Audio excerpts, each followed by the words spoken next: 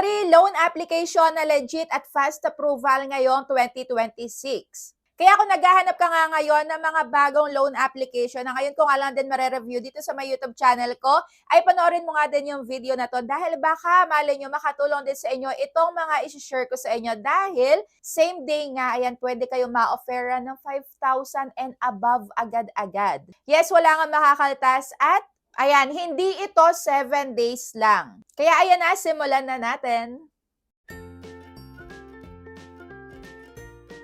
Yes, tama nga yung narinig nyo kanina at yung sinabi ko dahil mga bago lang ito sa my YouTube channel ko at malay nyo matulungan din kayo ngayong 2026 at kung hindi kayo na-aprobahan doon sa may mga super legit din na mga loan application kagaya ng Tala, Bilis, S-Loan, G-Loan, hindi yon yung mga isi-share natin ngayon. So, iba na. Kaya ito na nga yung top 1 natin. So, ewan ko sa inyo kung narinig nyo na din itong loan application na to, kung na-try nyo na. Pero eto nga yung top 1 natin, ang Aku-Laku Cash Loan. So eto, gagawan ko din to ng another separate video dahil para sa akin, ayan, makakatulong din to sa inyo. So dito nga dati ay buy now and pay later siya, yun lang yung ino-offer niya. Pero ngayon nga is meron na siyang pa-cash loan. So dito buo natin siyang matatanggap at SEC registered ba to? Ang sagot, yes. Ayan, SEC registered and under is Street Corner Lending Corporation. So ito nga ay fintech group na nagpopondo sa may mga financial services like online lending application, kagaya nga din ng Lazada, ng Shopee. Kaya kung mapapansin niyo tumatawag sa inyo na this is from Aku-Laku, ayan, nagpopondo kasi sila. Dahil meron nga din tong buy now and pay later. So ito nga ay yung cash loan. So ito yung makikita nyo pagka din-download nyo. At ito, nag-o-offer din siya ng installment.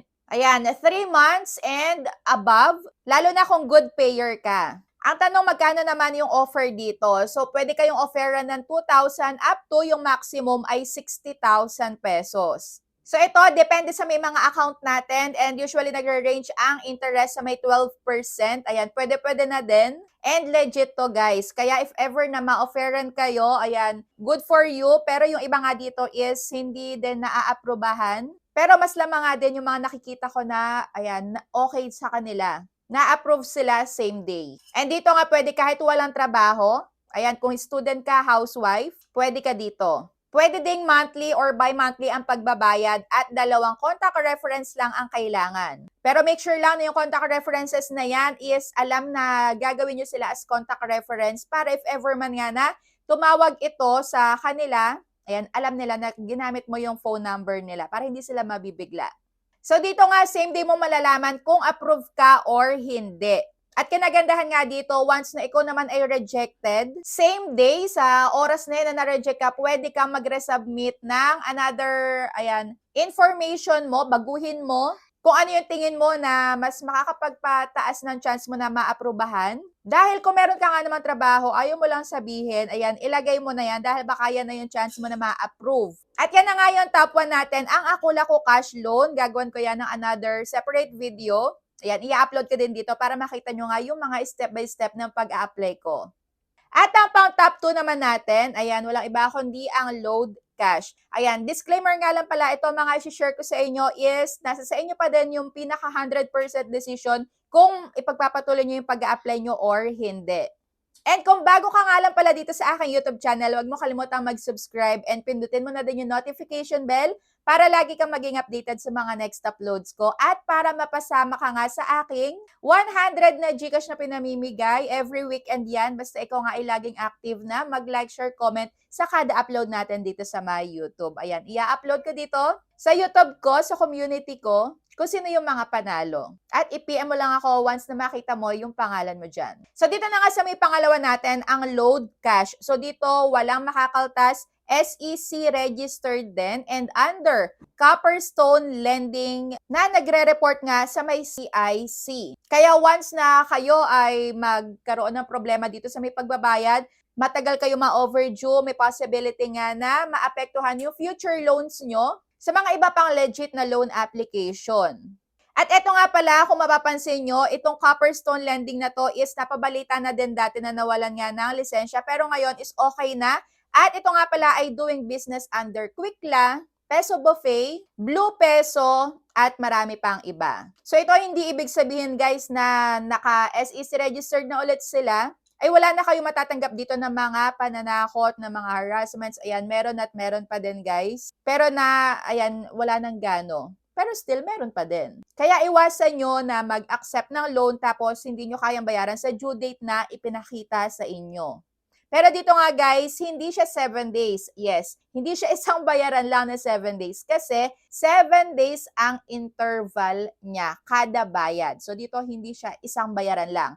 Every 7 days ka magbabayad. Dahil dito nga, ayan, pwede ang PhilHealth ha, madaming IDs dito na pwede kang i-provide. Pwede itong bayaran ng may pamimilian ka na 2 terms, 4 terms, 5 terms, 7 terms. So, yan yung kung ilang beses ka magbabayad, 7 days ang pagitan natin ng pagbabayad. At least, hindi siya isang bigayan lang na 7 days. Pero, guys, medyo may kalakihan din yung pinaka madadagdag sa may loan amount natin dito pagka once na kinumpute natin lahat-lahat ng binayaran natin, medyo may kalakihan. Kaya, nasa sa inyo talaga yung desisyon kung ipagpapatuloy nyo yung paglo-loan dito. Pero dito nga is same day maaaprobahan ka. At once na kayo nga is makapagbayad sa may first loan nyo, sa may second loan, possible na ma-offer na kayo ng multiple loans kahit na may existing loan ka sa kanila. So ito nga good for emergency purposes Pagka may existing loan ka sa kanila, pwede kang mag-accept ng another loan. Pero make sure lang nga na utangan nyo kung magkano lang yung kailangan nyo. And dito, hindi siya malakihan agad. Unlike doon sa may una nating binanggit at sa may last nga natin na babanggitin. So dito nga, kung gusto nyo nga nang mabilisan yung pag-disburse same day, pwede kayo dito sa may load cash. At ang last na nga natin, walang iba kundi ang Lovit X Junahan. Ayan. So, kung makikita nyo din itong loan application na to, yes, ito ay legit. And pwede ka nga ma-offeran agad-agad ng more than 5,000 pesos. Ayan, same day yan. Pwede ka nila ma-offeran ng malakihan agad. And ito, nagpapaloan ng maximum 200,000 pesos. Napakabongga, di ba? At ito nga pala is under ng WeFund Lending Corporation. At ito ay kasister ng One Hand. So itong 200,000 pesos na to, ayan, depende sa may pinaka-account natin kung gaano tayo kaayos magbayad. Ayan, syempre mas ma-offeran tayo dito na mas malaking credit limit sa mga susunod pa natin na pag-a-apply sa kanila ng loan.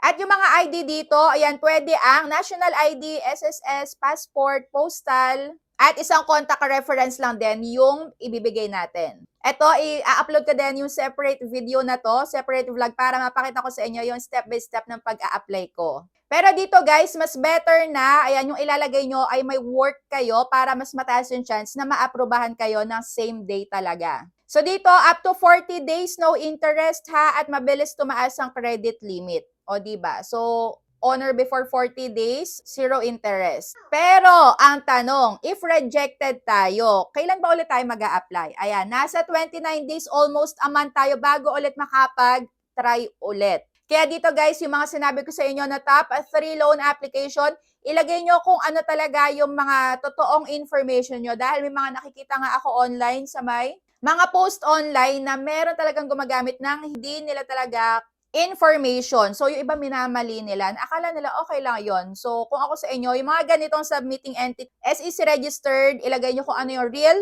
information nyo. So, yung top 3 loan application nga na yan, ayan, iba yan sa may mga nababanggit ko na dito madalas sa may YouTube channel ko. So, itong mga bago na to, gagawin ko yan ng separate upload. Ayan, i-upload ko din para mapakita ko nga din sa inyo. So, kayo na mag-decide kung ano dyan sa tatlo na yan yung a-applyan nyo. Basta, always be a responsible borrower. Pagka hindi kayang bayaran sa pinaka-due date, wag na lang i-accept. Pero, itong mga to, ayan, for emergency purposes, makakatulong din to, I'm sure. Basta, ayan, utangin lang kung magkano yung kailangan. So, ayan lang. Thank you for watching. And kung na-try nyo naman na itong top 3 na to, comment down below kung ano yung mga experiences nyo para mabasa nga din natin. So, ayan lang. Thank you for watching and see you on my next vlog. Bye!